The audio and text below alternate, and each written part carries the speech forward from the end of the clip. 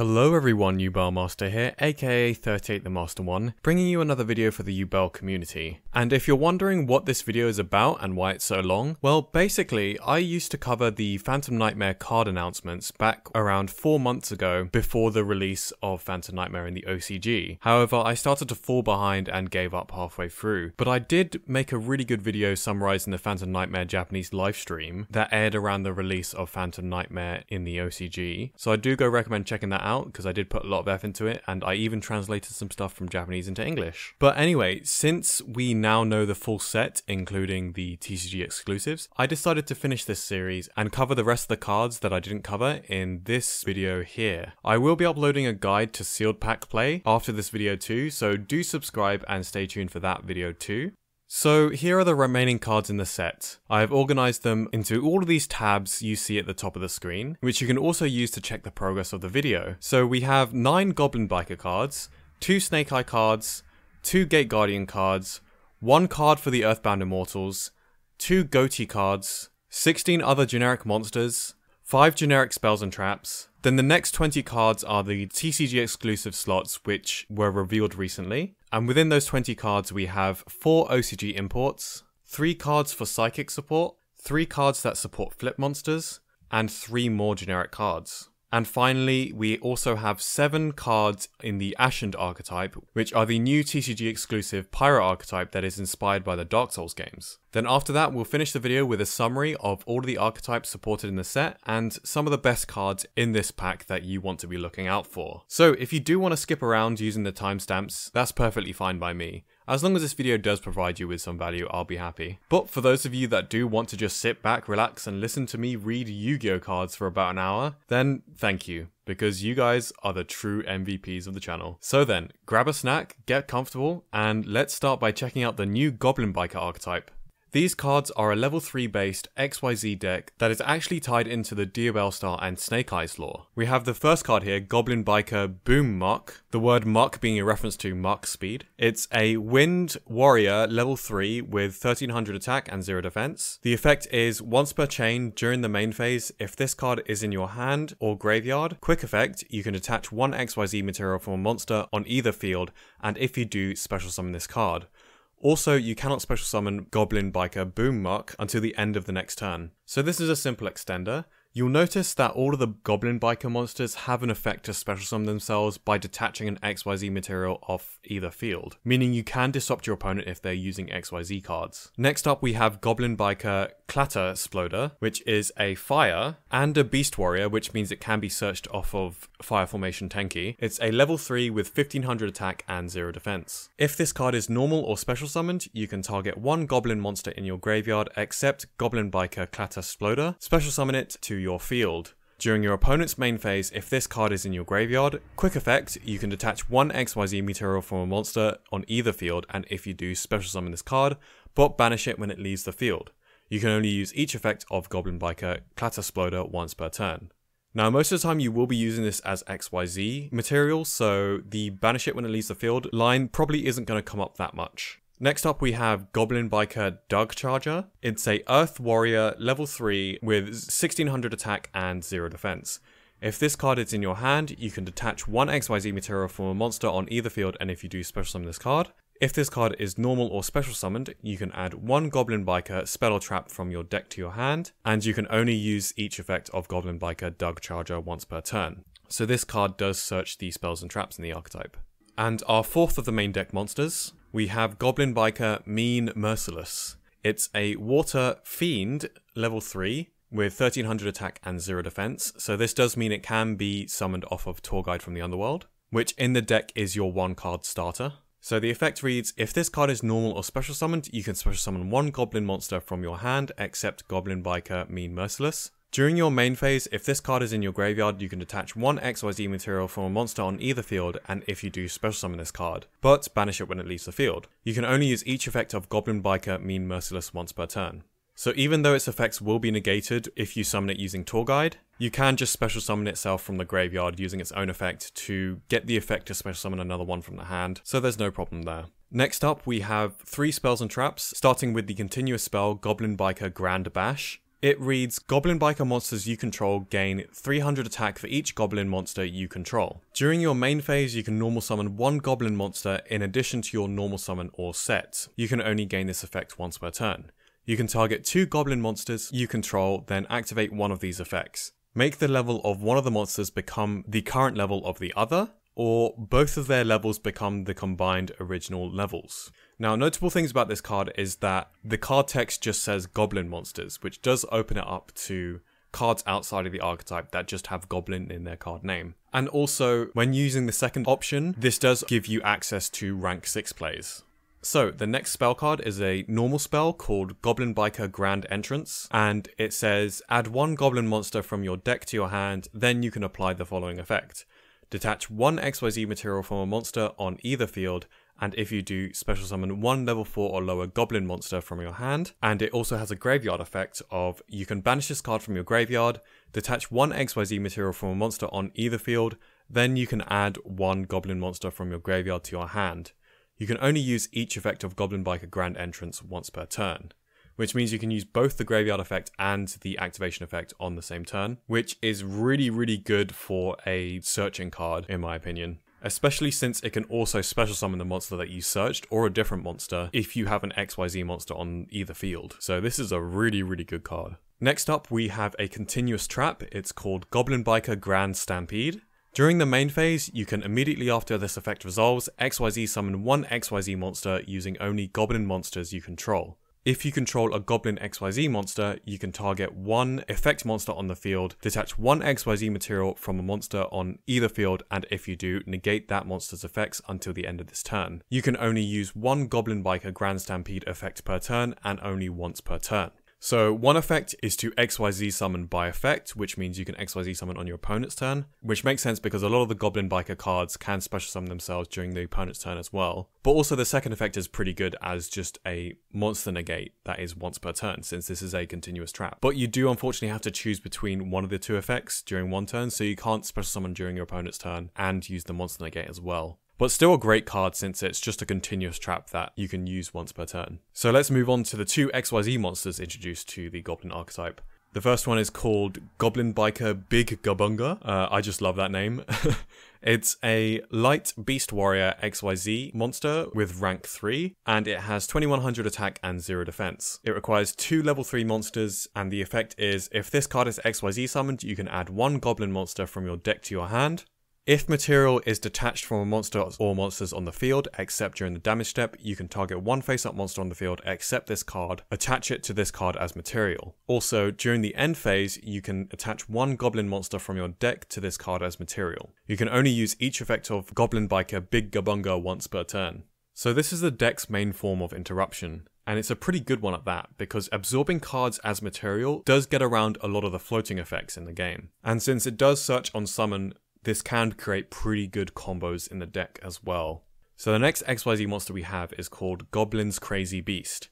It's a Dark Fiend rank 6 XYZ monster with 2700 attack and 0 defense. It requires 2 or more level 6 monsters, so this one's generic as well. The effect is once per turn, quick effect, you can target 1 spell or trap on the field, detach 2 materials from a monsters on the field, and if you do, attach that target to this card as material. If a monsters you control will be destroyed by card effect, you can detach 1 material from this card instead. If this card is in your graveyard, you can special summon this card, then attach 1 goblin monster from your graveyard to this card as material. You can only use this effect of Goblin's Crazy Beast once per duel. So I think this is a pretty solid card as well. While the first XYZ monster can absorb your opponent's monsters into it as material, this one can absorb spell or traps. And they're both quick effect, but this one is actually easier to activate. So yeah, I do think this is a great card. And overall, this archetype I think is really solid, especially since they just have access to the entire rank 3 and rank 6 pool, since none of the cards lock you in any way or have any kind of summoning restrictions. So I would think this is a tier 2 or tier 3 at least on release, which is pretty promising, especially since they are getting a little bit of support in Legacy of Destruction 2.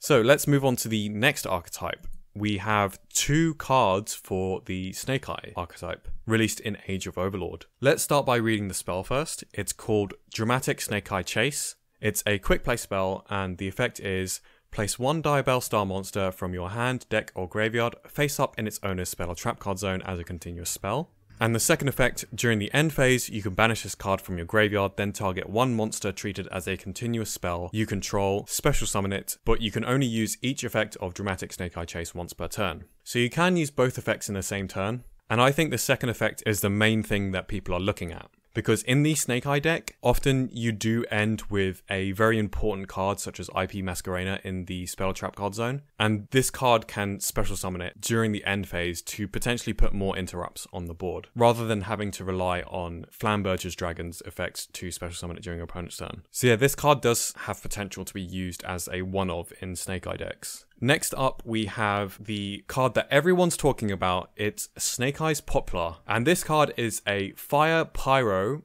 level 1, with 700 attack and 200 defense. So these stats are very important because it can be searched by Bonfire, and being a level 1 fire, it does synergize with the rest of the Snake Eye archetype, which is all focused around level 1 fires. So the effect is absolutely incredible and is completely meta warping, so let's see what this does. If this card is added to your hand, except by drawing it, you can special summon this card. And there are multiple ways to add it to your hand with Snake Eye Ash and Bonfire. The second effect is, if this card is normal or special summoned, you can add one Snake Eye spell or trap card from your deck to your hand, which means that you can search the original Sinful Spoils Snake Eye, which summons another level 1 fire monster from your deck if you haven't already used it, and it can also search the previous card that we just read. The third effect is, if this card is sent to the graveyard, you can target one fire monster in your graveyard, place it face up in its owner's spell or trap card zone as a continuous spell. You can only use each effect of Snake Eyes Poplar once per turn. So in a Snake Eye deck, the third effect, you can use it to target itself when you just link it off into something like Link Karibo, which in this particular deck is essentially another free body, since a lot of the Snake Eye cards have the effect of sending two face-up cards on your field to the graveyard to special summon a Snake Eye monster from the deck. So using this card, you can get some insane link plays off and combo like crazy. You all are probably going to be seeing a lot of this card in the upcoming formats, because Snake Eyes is definitely going to be a top tier archetype.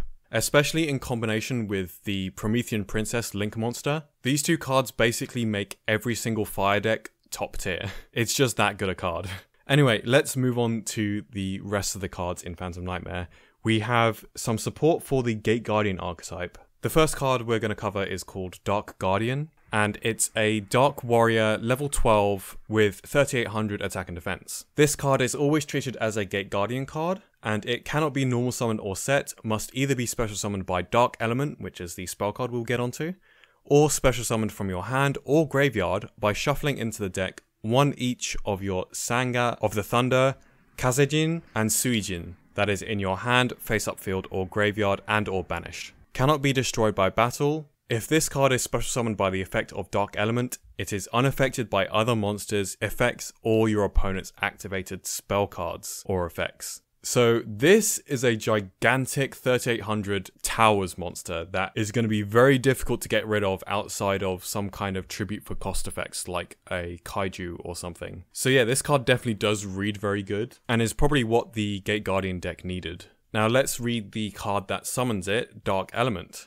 Dark Element is a normal spell and it reads, if you have a Gate Guardian monster in your graveyard, pay half your life points, special summon one level 11 or higher Gate Guardian monster from your hand, deck, or extra deck, ignoring its summoning conditions. You can banish this card from your graveyard, add one of your Sanga of the Thunder, Kazejin, or Suijin from your deck or banishment to your hand. You can only use each effect of Dark Element once per turn. So yeah, this is a pretty good card. As long as you have played something and have a Gate Guardian monster in your graveyard already, you can just pay half your life points and just summon a big boss monster, which is probably going to be Dark Guardian because it does gain that Towers effect if you summon it using this spell card. So yeah, I mean, paying half your life points to summon a 3800 Towers monster, I think is pretty good. Also, another thing to note is the card text, because this card does say the word from your deck or banishment to your hand. The word banishment, I think, is the first time that Konami are implementing this kind of way of defining the banish zone. So yeah, I think banishment is a pretty useful way to determine the pile of cards which have been banished, which didn't previously have a name before. So that's pretty cool. But yeah, anyway, let's move on to the next card, and it's a Earthbound Immortal card. This one's called Earthbound Fusion, and it's a quick play fusion spell. You can only activate this card during the main phase unless a card is in the field zone. And the effect is to fusion summon one dark fusion monster from your extra deck using monsters from your hand or field as material. So this is quite generic, it can summon any dark fusion monster. It has a second effect of, during the main phase, if a card is in a field zone, you can banish this card from your graveyard, special summon one Earthbound monster from your hand or graveyard. Also, you cannot special summon monsters from the extra deck for the rest of this turn except fusion or synchro monsters. You can only use this effect of Earthbound Fusion once per turn. So the graveyard banish is once per turn, but the fusion summon effect, when you activate it from the hand, is not once per turn. So yeah, the Earthbound Immortal cards did get some new support in the recent set Maze of Millennia. And from what I've heard, the cards are pretty good. Next up, we'll talk about the two Ghoti cards. First up, we have Keith, Merc of the Ghoti. It's a water fish, level 2 with 0 attack and 1500 defense. And the effect reads, if a fish monster is on the field, you can special summon this card from your hand, so free extender. If a monster is special summoned to your opponent's field except during the damage step, you can target one of those monsters and one of your banished level 6 or lower fish monsters. Banish both that opponent's monster and this card, and if you do, special summon the targeted monster from the banishment. During the standby phase of the next turn after this card was banished, you can special summon this banished card. You can only use each effect of Keith, Merc of the Ghoti once per turn. So this is a pretty interesting card because it can actually interrupt your opponent by essentially banishing one of your opponent's monsters if your opponent special summons a monster. So yeah, this is a pretty good card. And let's go on to the next Ghoti card, Persisis, Moonlight of the Ghoti. All of the Ghoti cards have really weird names and that's really hard to pronounce. But anyway, this is a water fish monster with 2400 attack and 0 defense, and it's a level 6. The effect reads, if this card is normal or special summoned, you can add one fish monster from your deck to your hand, except itself. Then banish one fish monster from your hand or face up field after you've added it. And the second effect is, if this card is banished, you can banish one fish monster from your hand, grave, or face up field, except itself, to special summon this card. You can only use each effect of this card once per turn. So I have heard that the Ghoti deck does rely a lot on banishing their fish monsters, which means there's likely a way that you can just banish this straight from the deck to just special summon itself and then get the effects to add another fish monster from your deck to your hand. So I think this card is pretty damn strong. And so with these two Ghoti cards, as well as all the White Aura cards that I covered in a previous video, it looks like fish synchros are eating good today. So yeah, let's move on to the rest of the monsters that are more generic, starting with Berserk Archfiend. This card is a Dark Fiend monster, level 6, with 2000 attack and 0 defense, and the effect reads, you can target up to 2 face-up monsters you control, including a Fiend monster, special summon this card from your hand, and if you do, destroy those monsters. You can only use this effect of Berserk Archfiend once per turn. So I know what you're thinking already, this could be used in a Yubel deck. I'll give you my thoughts on that later. But the second effect is, when a monster or monsters is destroyed by this card's effect, you can target face-up monsters your opponent controls equal to the number of monsters destroyed. This card gains attack equal to their combined original attack until the end of your next turn. So if you did destroy 2 monsters to special summon this card, then you can target 2 monsters your opponent controls and this card temporarily gains their attack. So it's an interesting card. I think its applications in a Yubel deck aren't that great unless you're running some kind of Unchained variant where you can get a lot more value out of this, and since it's a level 6 you can go into XYZ plays for DDD Wave Hiking Caesar.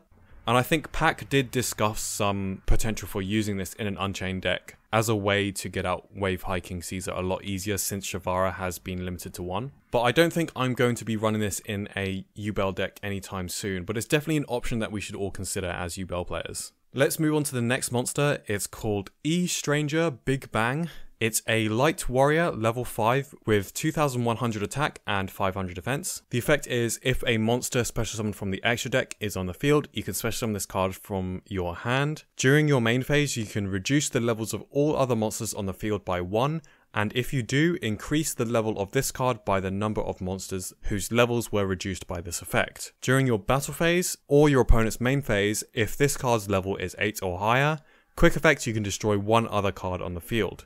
and if you do, this card's level becomes 5. You can only use each effect of E-Stranger Big Bang once per turn.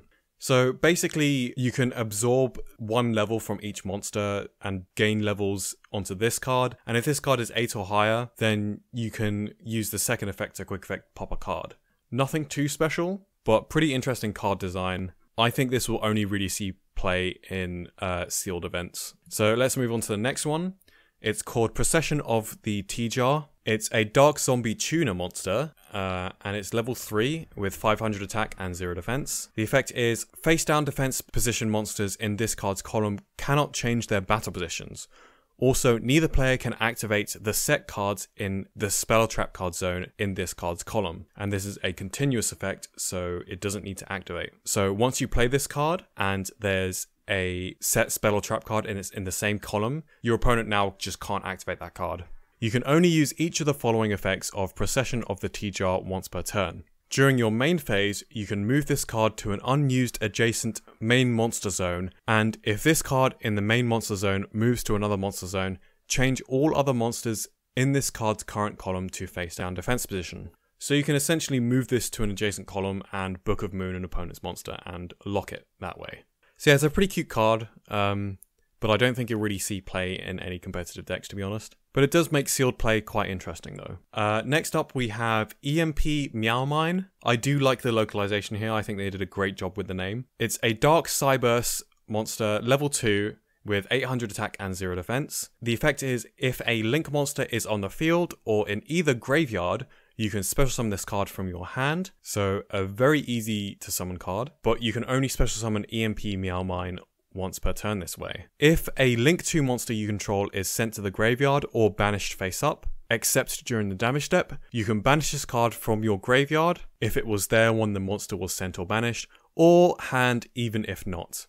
So basically, you can banish this from your hand or graveyard. Then target 1 card your opponent controls, return it to the hand. You can only use this effect of EMP Meow Mine once per turn. So this card is actually really good. It's basically a free extender for Link decks and also an interruption from the graveyard that is intended to combo with cards like IP Masquerader and SP Little Knight, which leave the field or banish themselves during your opponent's turn. So yeah, free extender plus a bounce, that's a great card. And it's actually seeing play in Link decks. This is an ultra rare, so it's definitely a card that you guys should look out for.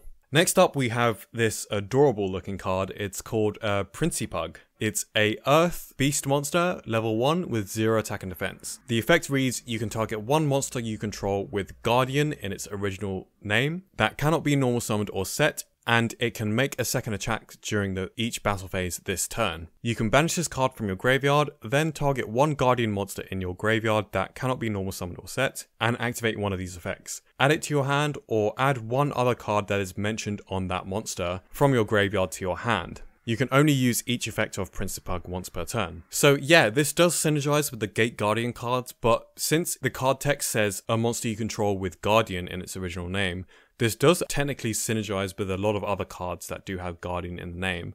So I think those really old cards that are based off equip spells, I think you can use this card with those. And it basically just gives a monster a double attack, with also the additional graveyard effect to recycle something from the grave. So I'm not sure if people do want to use this in like the Gate Guardian deck, which is probably the most likely place that people would use it, because this does have to be on the field to activate its double attack effect, and just giving a monster a double attack is not that powerful to commit a normal summon to, so I don't think this will see play. But it's a cute card nonetheless, so hey. Next up is Royal Rhino with Deceitful Dice. It's a Earth Beast level 1 with 600 attack and defense. The effect reads, once per turn when a card or effect is activated, even during the damage step, quick effect, you can roll a 6-sided die, then apply the appropriate effect depending on the chain link number of this effect. If it's chain link 2, then this card gains attack equal to the result of the die roll times by 500 until the end of this turn. If it's chain link 3, inflict damage to your opponent equal to the result times 500. If it's chain link 4 or higher, destroy cards on the field up to the result of the die roll. Probably not going to see play. I think it's just a nice gimmicky card, but pretty cool idea though. Let's move on to the next card, Time Reloader. It's a light machine monster, level 8, with 1200 attack and 2400 defense. The effect is, during the main phase, if a monster on the field is flipped face up, you can special summon this card from your hand, then change one face-up monster on the field to face-down defense position. So that effect is non-targeting, and you can choose to flip itself down. During the main phase, if this card is flipped face-up, you can target one monster in your graveyard, special summon it in defense position. Then change one face-up monster on the field to face-down defense position. Once again, this is non-targeting, and it can be any monster that is face-up. And finally, you can only use each effect of Time Reloader once per turn. So this is a gimmicky little flip monster support, I think, which there seems to be a lot of those cards in this set, including that T-Procession card that we covered earlier. So yeah, let's move on to Carnot, the Eternal Machine. It's a light machine, level 10, with 3000 attack, 2500 defense. Cannot be normal summoned or set. Must first be special summoned from your hand or graveyard during a duel in which your opponent has activated a monster effect in their hand or graveyard. So I think this is a pretty easy summoning condition, since a lot of effects nowadays do just activate in the hand or graveyard. You can only special summon Carnot, the Eternal Machine, once per turn. Once per turn, if your opponent activates a monster effect, except during the damage step, you can make this card gain 1000 attack. That is a permanent attack gain. If this card is sent to the graveyard, except from the hand or deck, shuffle this card into the deck. Since you can summon this card from the graveyard as well, they didn't want this to be like a looping situation, since the summoning conditions are so easy. So yeah, this is basically just a level 10 machine monster that can be special summoned. There's probably use for this in like rank 10 decks, but this isn't exactly a meta changing card. But since we are Yubel players, this might be a consideration if we want to build our Yubel deck in a rank 10 centric way. But this isn't ultra rare in the set, so it's not easy to pull. But it will probably be quite cheap because not a lot of people will be wanting this card. Anyway, let's move on to some illusion cards, starting with the first normal monster for the illusion archetype, ever since the illusion archetype was introduced in Duelist Nexus. So it's just a level 4 dark monster with the illusion type that has 2000 attack and 0 defense. Now, I don't really need to read the card text because this card doesn't have an effect, but you know what? This is a long video anyway, so let's read the flavor text. Why not? A captivating street performer who will catch you off guard with its song, dance, and hocus pocus attacks. Once his eyes start spinning, danger is impending. So, make a run for it! Oh boy, it's been a while since we've seen a vanilla monster in a core set. I think it's pretty cute. So yeah, anyway, let's move on to an actual good illusion monster that people might be considering. This is called Emissary from the House of Wax. It is a fire illusion monster, level 3 with 800 attack and 1800 defense. The effect reads, when an opponent's monster declares an attack, you can special summon this card from your hand. You can only use this effect of Emissary from the House of Wax once per turn. If this card battles a monster, neither can be destroyed by battle, so same as most of the other illusion cards. At the end of your opponent's battle phase, you can activate this effect. Until the start of your opponent's next battle phase, all attack position monsters your opponent currently controls cannot change their battle positions, nor can be used as material for Fusion, Synchro, XYZ, or Link summons. Also, their effects are negated. So this is quite the interesting card, because basically you can summon it during the battle phase, and since it can't be destroyed by battle, you're essentially stopping the battle unless they can destroy this card in some way during the battle phase. So I think that's pretty good as like a battle hand trap in an illusion deck. But also the second effect of just completely shutting down all attack position monsters might be able to catch your opponent off guard, because all of their effects are negated and they're essentially rendered useless since you can't link them off or anything. Almost like it's turning them into wax statues, which is pretty cool on a thematic standpoint. So yeah, I quite like this card. I think it's pretty interesting. Maybe as a one-of in a illusion branded Chimera deck or something, just to catch your opponent off guard. So let's move on to the next monster. This is a flip monster for the illusion type. It's a water attribute and level 1 with 300 attack and defense. The flip effect is to draw one card, And during your main phase, you can change this card to face down defense position. So that's pretty good. You can only use each of the preceding effects of Moko Moko once per turn. And by the way, Moko Moko is the Japanese kind of onomatopoeia for fluffy. So I think that's a pretty cute name. And finally, it does have the illusion effect of if this card battles a monster, neither can be destroyed by battle. So this is pretty good as a continuous advantage generator in like slower games. But as for whether people would run this in a illusion deck, probably not, since flip monsters are too slow for the current state of Yu-Gi-Oh nowadays. But one thing to note about this card is that it is common in this set, which does mean for sealed pack play that this will be a key card to consider when going to the premiere event, which I'll talk more about in the next video that I'm uploading. So next up, let's read some of the extra deck monsters. The first one we have is a fusion monster called Master of Ham, and I love this name, by the way. It's a Earth Beast fusion monster, level 5, with 2100 attack and 1850 defense. It requires just 2 beast monsters. The effect is, if this card is fusion summoned or flipped face up, you can special summon 1 flip monster from your hand or deck in face down defense position. If this card is in your graveyard, you can banish 2 flip monsters from your face up field and or graveyard, special summon this card in face down defense position, but banish it when it leaves the field.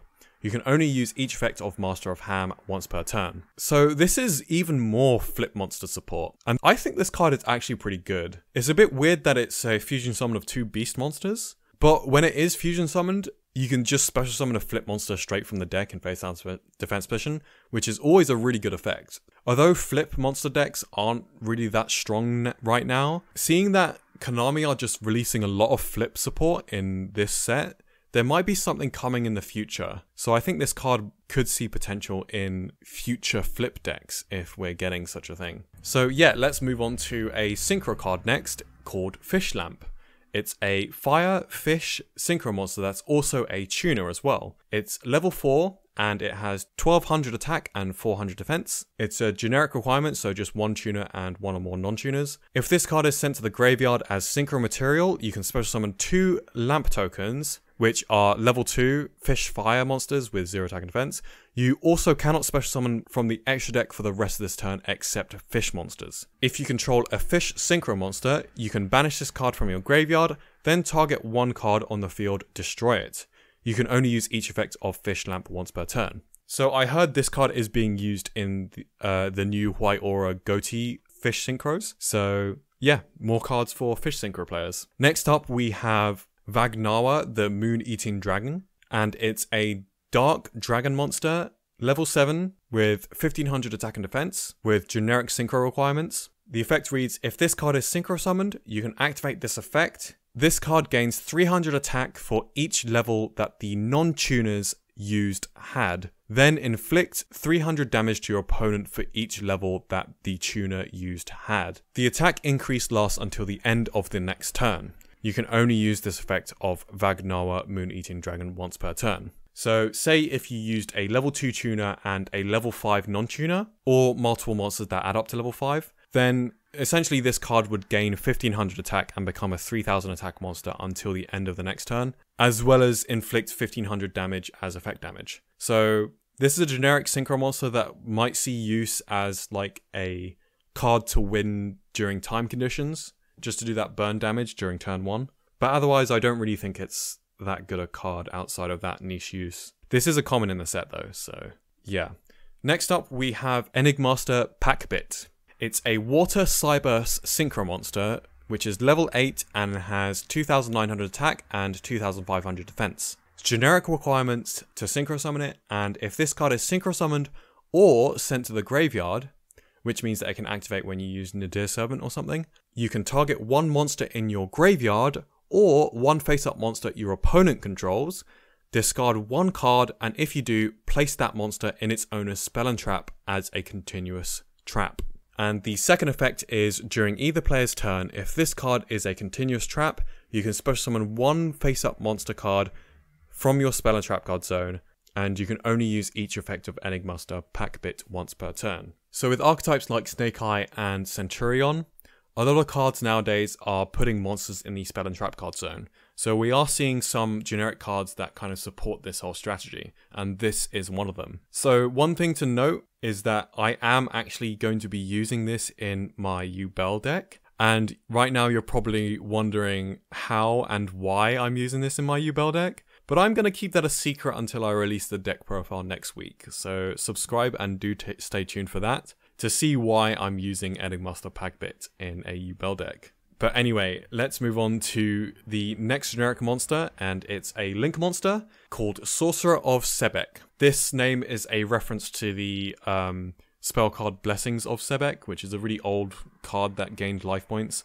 I remember because it was in the Dinosaur structure deck that I used to play back in like 2006 or something. Anyway, it's a water Link monster with Aqua type. It has 2 downward facing arrows, and it has 2000 attack. It requires 2 effect monsters, and the effect is when this card or a monster this card points to inflicts battle damage to your opponent, you can gain that much life points.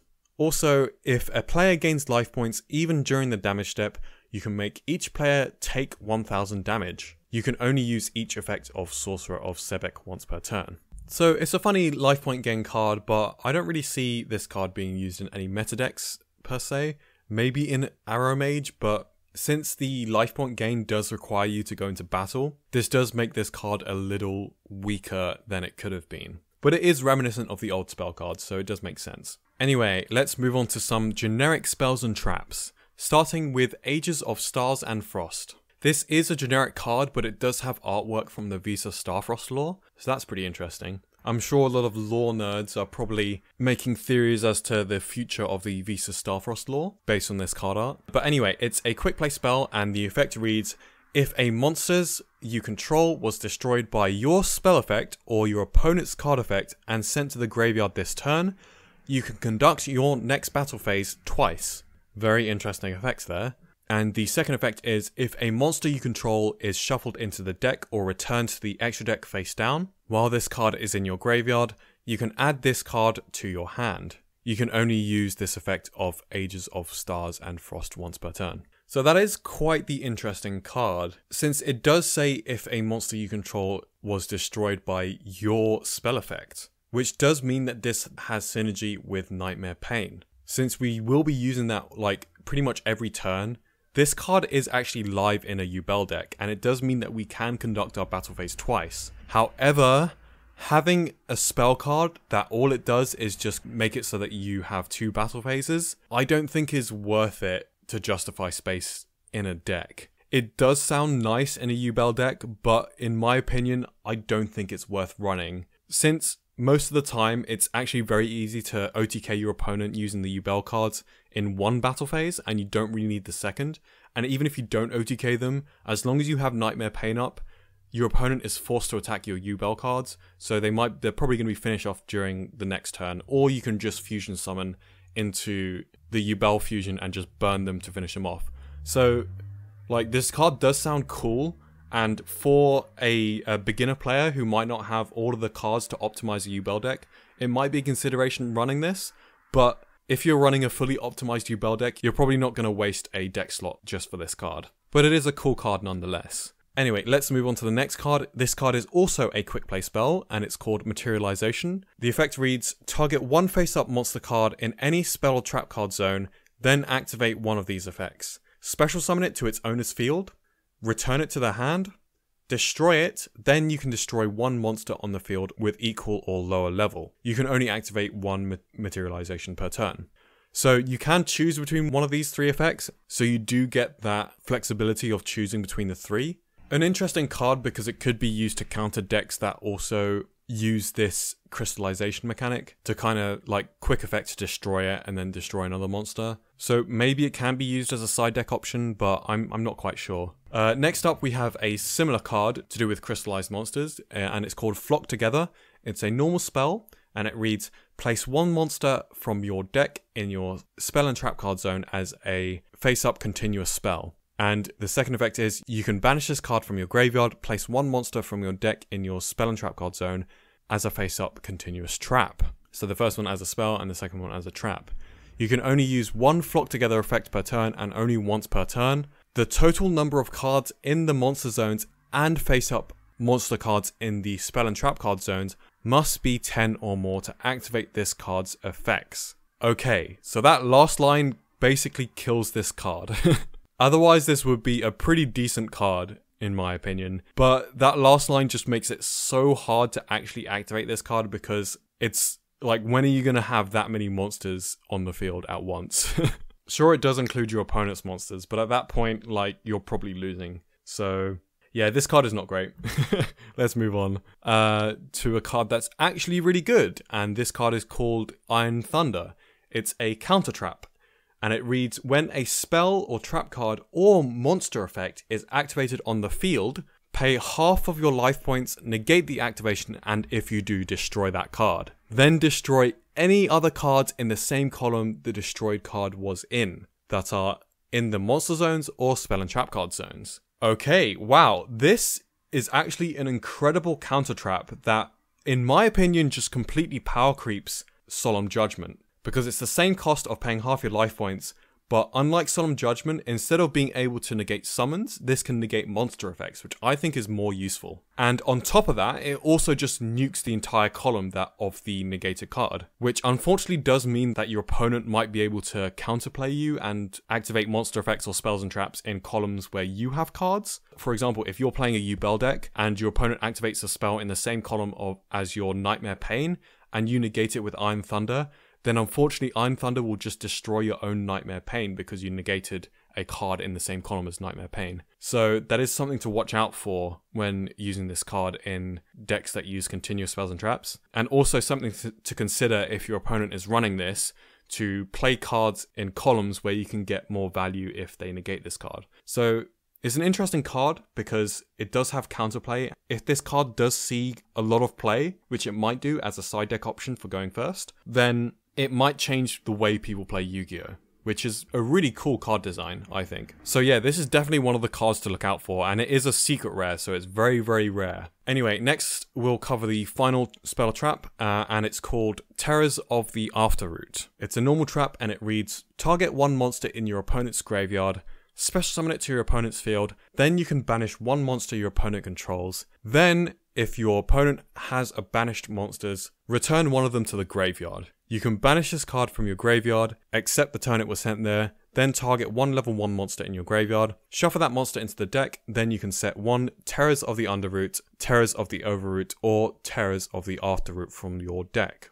So we have a kind of running theme of terrifying roots or something. So it's a really weirdly worded card, but it kind of just like shuffles around monsters on your opponent's like zones. Like it special summons from your opponent's graveyard and then banishes a monster on your opponent's field and then returns a banished to the graveyard. So if you choose the same monster, there's a net result of 0, but because you can choose each individual of the 3 steps, you can basically choose to remove your opponent's monster and trade it off for a weaker one from the graveyard, as well as potentially disrupt your opponent's banished monsters. For example, if you banish something with SP Little Knight, using SP Little Knight's second effect, and you return that banished card to the graveyard, then during the end phase it doesn't return.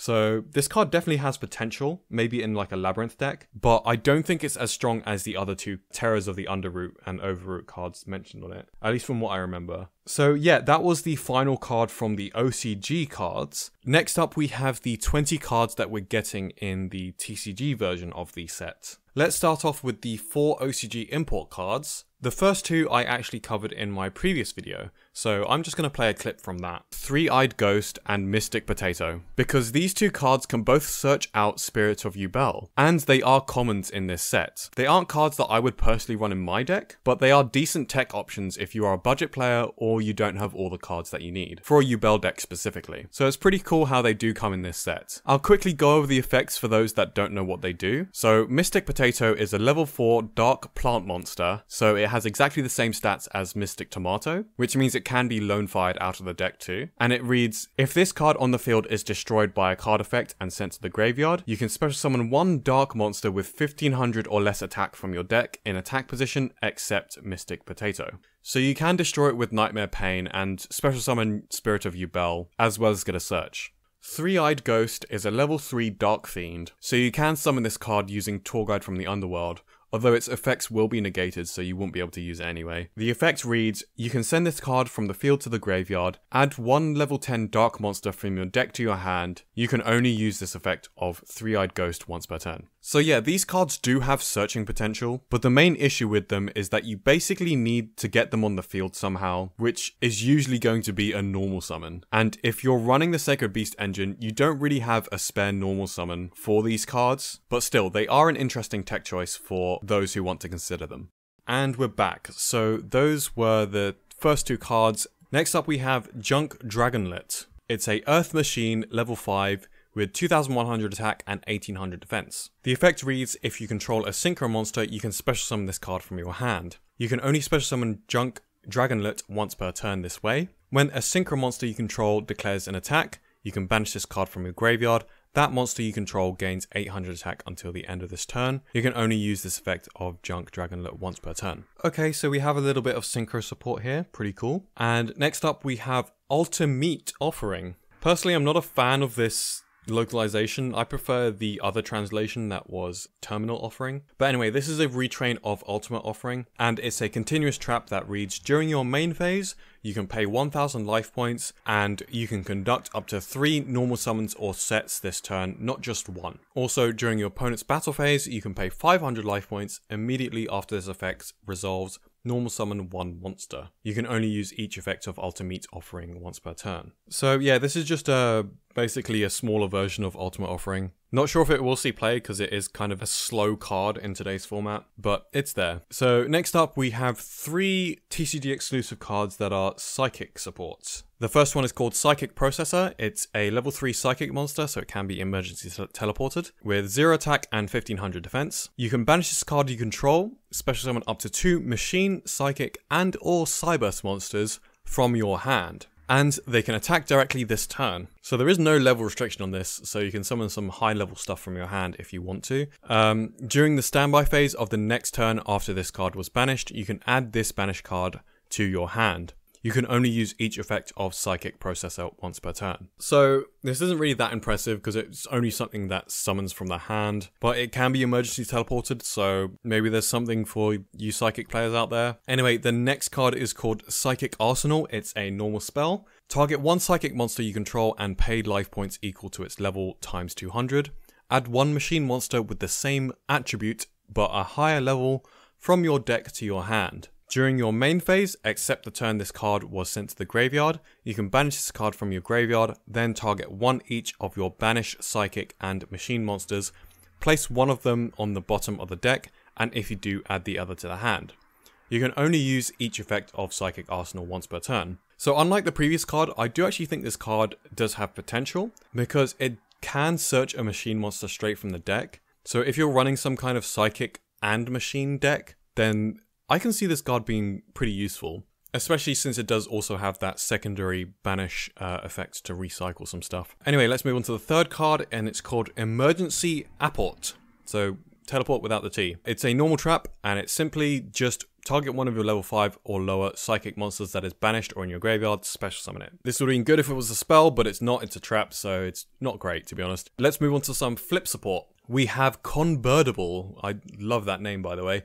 It's an Earth Winged Beast flip monster, and it's level 8 with 1400 attack and 2800 defense. Its flip effect is you can special summon 1 level 5 or higher flip monster from your deck in face down defense position, except itself. And during the battle phase, if this card is in your hand, quick effect, you can target 1 face down monster on the field, send it to the graveyard, and if you do, special summon this card in face down defense position. You can only use each effect of Convertible once per turn. So one thing to note is that this is any face down monster on the field. So if you've like put one of your opponent's monsters in face down defense position and you're in the battle phase, then you can send it to the graveyard and special summon it. So an interesting card, not too bad since it does special summon from the deck, but you know, flip monsters aren't that great for this current format. So let's move on to the next flip monster, and it's a Dark Insect monster, level 3, 1500 attack and 500 defense. It's called Swarm of Centipedes, and the effect reads, if this card is flipped face up, you can target 1 other monster on the field, change it to face up attack position, or face down defense position. You can only use this effect of Swarm of Centipedes once per turn. Once per turn during your main phase, you can change this card to face down defense position.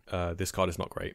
Let's move on. We have a continuous spell called Sunset Beat. I love the artwork. If a face-up monster you control is changed to face-down defense position, you can target one card on the field, destroy it. If a flip monster you control is flipped face up, even during the damage step, you can target one of them, inflict damage to your opponent equal to its level times 2000. You can only use each effect of Sunset Beat once per turn. So yeah, we have more flip support for like a control-y style of play, but it is what it is. Not that great. So let's move on to some other cards. This card is a Dark Fiend Tuner, level 2, with 0 attack and defense. Notable for us Yubel players, since we do synergize with Fiends with 0 attack and defense. It's called Tricorn the Cacophonous Concert. The effect is, if a monster in your possession is destroyed by battle or card effect, you can special summon this card from your hand. Well, there we go. We can special summon it pretty easily in a Yubel deck. If this card is sent from the field to the graveyard, you can target one monster in your graveyard with both the same type and attribute as a monster you control. Add that monster to your hand.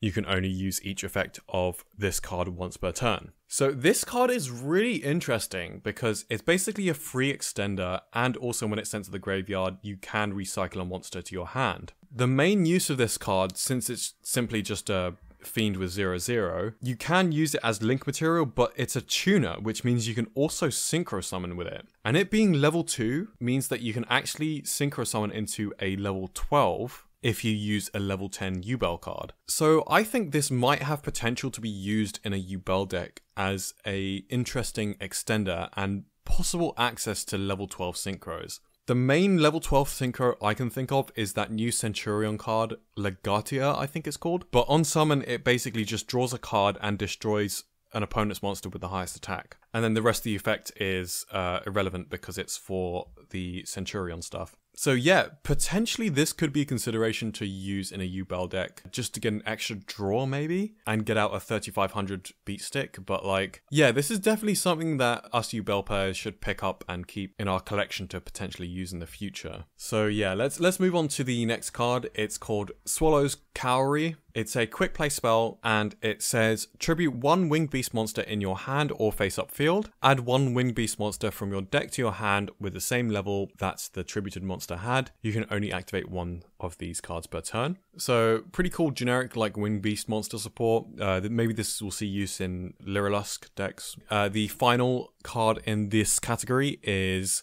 XYZ Force. It's a normal spell, and I think this can be searched using the new XYZ armored cards that have been releasing in Age of Overlord and other stuff. The effect reads, send one XYZ card from your deck to your graveyard except XYZ Force, or if an XYZ monster is on the field that has an XYZ monster as material, you can add the XYZ card to your hand instead. During the main phase, except the turn this card was sent to the graveyard, you can banish this card from the graveyard, detach one material from an XYZ monster on either field. Then, if the detached material was an XYZ monster, you can special summon that monster from your graveyard or your banishment in defense position. You can only use each effect of XYZ Force once per turn. So this does Foolish Burial an XYZ card from your deck, which might have some applications in the Armored XYZ engine that people have been talking about. Maybe even use in Goblin Riders as well, because I heard that the Goblin Rider decks do use the Armored XYZ engine. So yeah, that's an interesting card to consider for Goblin players. Next up is the Ashened archetype. Now, I think this archetype is actually really, really cool because as a Dark Souls fan myself, I just love the art of these cards and the lore behind it as well. But yeah, let's go over the cards. So let's start with Vados, the Eruption Dragon of Extinction. This is the main boss monster of the deck, but interestingly, this boss monster gets summoned to your opponent's side of the field. So it's a Dark Pyro monster, as are all of the cards in this archetype. It's a shame they're not fire, but it does make sense why they're dark, considering the theme that they're covering. This card is a level 9 with 2800 attack and 1500 defense. The effect is, during the main phase, if this card is in your hand, quick effect, you can target one card in a field zone, special summon this card to your opponent's field, and if you do, destroy that card. Then you can add to your hand or set one Ashened continuous trap card from your deck. So you can interrupt your opponent if they have field spells that have effects when they're activated, and you can essentially stop them from searching if they're using like one of those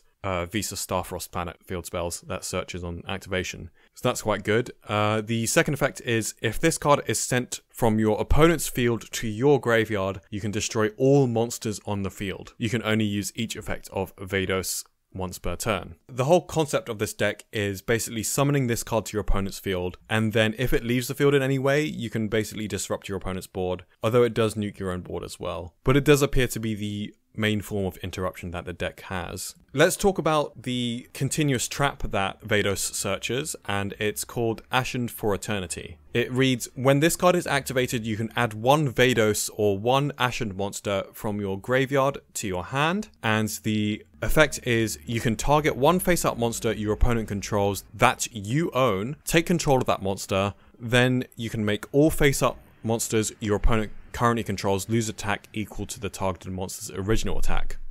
This attack change lasts until the end of this turn. You can only use this effect of Ashened for Eternity once per turn, and you can only activate one Ashened for Eternity once per turn. So basically, this steals back the Vados that you summon to your opponent's field, and then makes all of your opponent's cards lose 2800 attack. And since it's on your side of the field, if it does leave the field, then it doesn't nuke the board. So this card is pretty useful for OTKs and also interrupting your opponent by just reducing your opponent's attack by a lot during the battle phase. That is if they don't get rid of the Vados already. But it does add Vados from the graveyard to the hand on activation. So depending on when you activate this, you can use Vados during your opponent's turn to special summon itself if you haven't already used that effect, and then use the second effect to steal it during the battle phase. So yeah, there's a lot of ways you can use this card to disrupt your opponent. You've just got to be smart about it.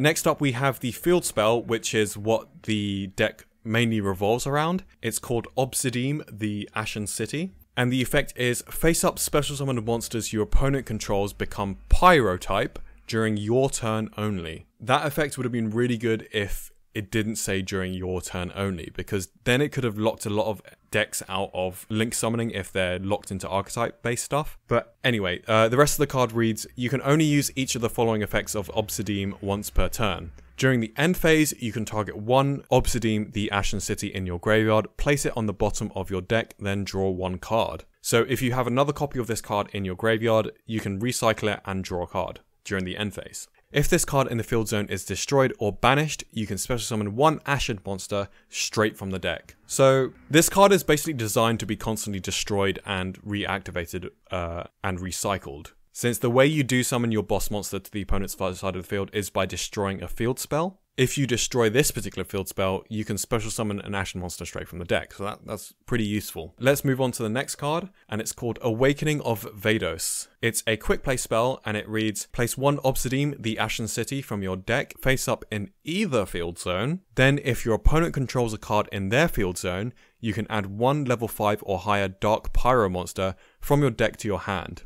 So essentially you can just choose to put this on your opponent's field zone, and get the benefit of searching out Vados, or another card from the archetype, because a lot of the cards in this archetype are level 5 or higher. For the rest of the turn after this card resolves, you cannot special summon from the deck or extra deck except Pyro monsters, and you can only activate one of this card per turn. So unfortunately that is quite the heavy restriction, since there aren't that many extra deck monsters that are Pyro type. However, this is a really good card for the deck because it's essentially a one card starter that searches you both the field spell and Vados to get the combo going. But unfortunately, another thing to note is that this card doesn't have Ashened in the card name, so it's not searchable. So it's a really good card, but at the same time it's also very balanced. Next up we have the monsters, starting with Priestess of the Ashen City, and you can really start to see the Dark Souls art inspiration in these card arts. So this is a level 4 monster. It has 1200 attack and 1300 defense. It reads, if Obsidian the Ashen City, that's the field spell, is in the field zone, you can special summon this card from your hand. And I think all of the monsters released so far do have that same effect of special summon themselves if you have the field spell. So this deck is very reliant on the field spell to work. The effect is you can only special summon this card once per turn this way. If this card is normal or special summoned, you can add one Ashened card from your deck to your hand, except itself, and you can only use this effect once per turn. So this is the Stratos of the deck. It does search out any of the Ashened cards except for that quick play spell, but this does mean that if you don't have the field spell, you can search the field spell by normal summoning this, since this is a level 4 monster. And also, since it is a Pyro monster that's level 4 or lower, you can search this with Bonfire, which is quite on theme for a Dark Souls deck. It's just a shame that Bonfire is really expensive right now. But anyway, let's move on to the next card. It's called King of the Ashen City. It's a level 8 monster with 1400 attack and 2700 defense. It has that same effect to special summon itself, and the effect is during the main phase, you can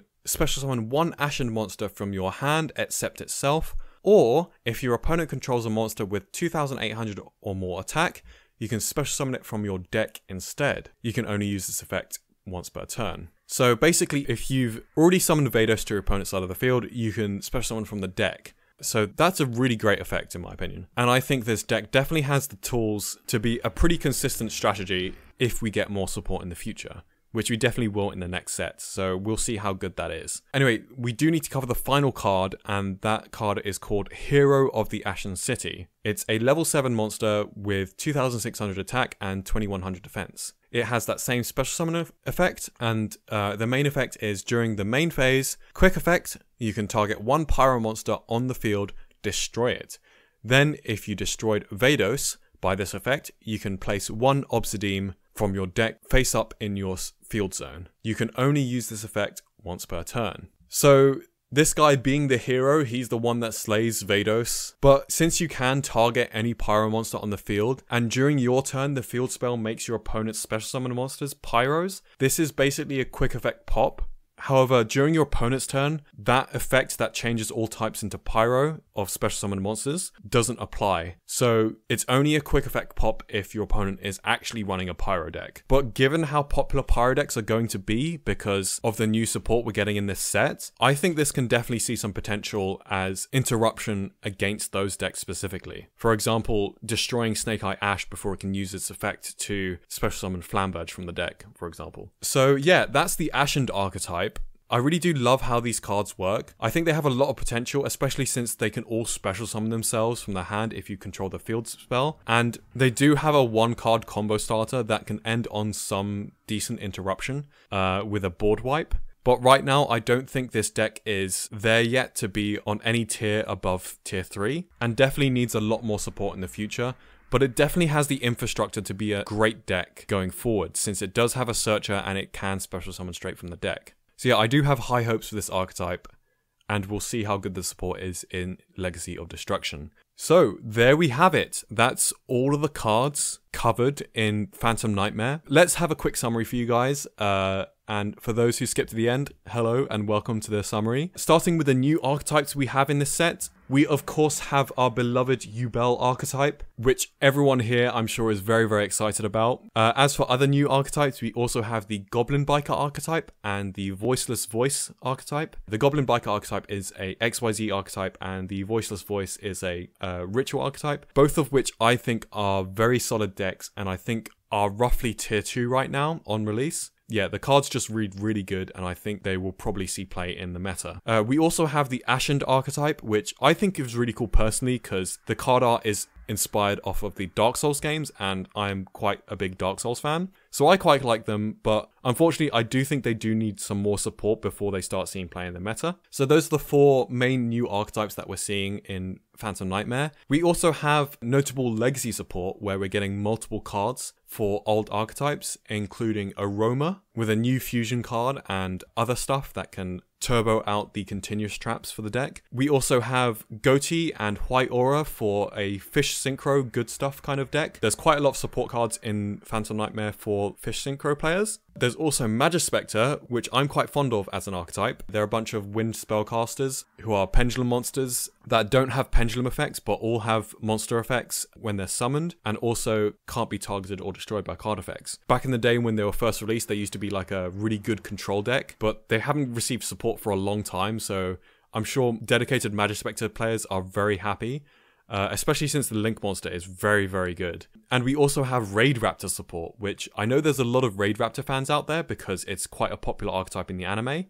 And the new boss monster, this rank 13 monster, looks absolutely incredible. And it has a very good Towers effect where it's just unaffected by card effects. And we also have plenty of other 1 or 2 card supports for archetypes such as the Earthbound Immortals, which recently got a big wave of support in Maze of Millennia recently. Some illusion cards, a couple of cards for Gate Guardian, 2 cards for the Horus archetype, although I've heard people say they aren't that good apart from the field spell having the name of King Sarcophagus, which is quite useful for the deck. But other than that, the main boss monster that they released for Horus, probably isn't going to see play. We also have 2 Snake Eye cards, and one of them is absolutely meta warping, and you're probably going to hear a lot about this card. It's called Snake Eye Popular. It has 3 effects, all of which are incredibly broken, and it just does so much for fire decks right now. So get ready to see a lot of Snake Eye Popular in your duels from now on. Yeah, so we also have a Memento card and many more. So in this booster pack, you're going to see 9 cards per pack and 24 packs per display box. We have 100 cards in the set plus 1 quarter century rare exclusive card, which is the Magicians of Bonds and Unity, which will have the red background this time. For anyone who wants to have that in their collection, I'm sure the green, the yellow, and the red backgrounds will all look really cool in a binder. So yeah, we have 10 secret rares,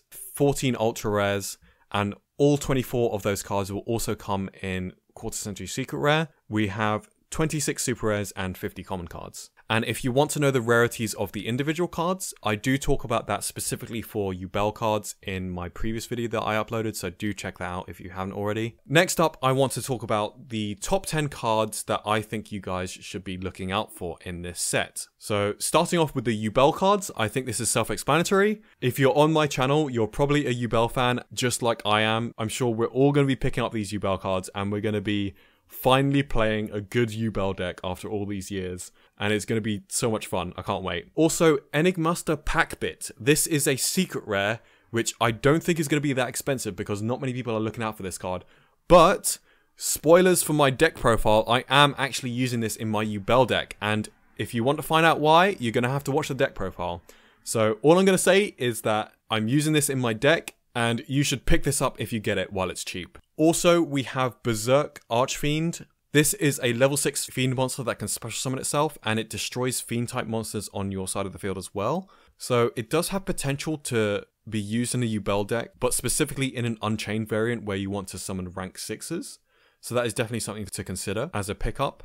And I also want to add in that level 2 tuner Fiend monster with 0 attack and defense, because I do think that that's also has potential for a Yubel card. So I think I'll add that in as a sneaky 11th card along with Berserk Archfiend as cards that synergize with Yubel but aren't part of the archetype. I also want to put on here the Ashened cards because I do think they have potential in the future if they get support, because I do think the infrastructure is there for a good deck. They just don't have all the cards that they need just quite yet. If they're cheap on release, I do recommend picking these cards up, although I am biased because I am a Dark Souls fan. Next up, we have the Goblin Biker cards and the Silent Forcer cards. I think these archetypes are really good and have potential to be a great tier 2 decks, so definitely look out for those cards if you pull them in your packs. And as I've said before, Snake Eye Popular and Promethean Princess, these 2 cards are definitely the best cards in the set. These cards are completely meta warping and basically make every fire deck tier 1. They have absolutely incredible effects and give every single fire deck lots of recursion and interruption during opponent's turn. So if you pull them, you're probably going to make a lot of money if you sell or trade them. Also, we have 2 generic traps that I want to mention as cards you want to look out for. We have the Black Goat Laughs, which is an interesting interruption that can be used in Labyrinth decks, as well as Iron Hammer. Iron Hammer is a counter trap that, in my opinion, power creeps Solemn Judgment, and both of these cards are secret rare, so they're going to be quite sought after in my opinion, and are a good consideration for keeping in your collection. So yeah, those are my top 10 cards to look out for in this set. I hope you all enjoyed the video. Thank you so much for watching, especially for those who actually watched the entire thing. I will be uploading a video giving you guys a sealed pack guide for this week's premiere event. So do subscribe for that upload coming up very soon. And with that, I'll see you then in the next video.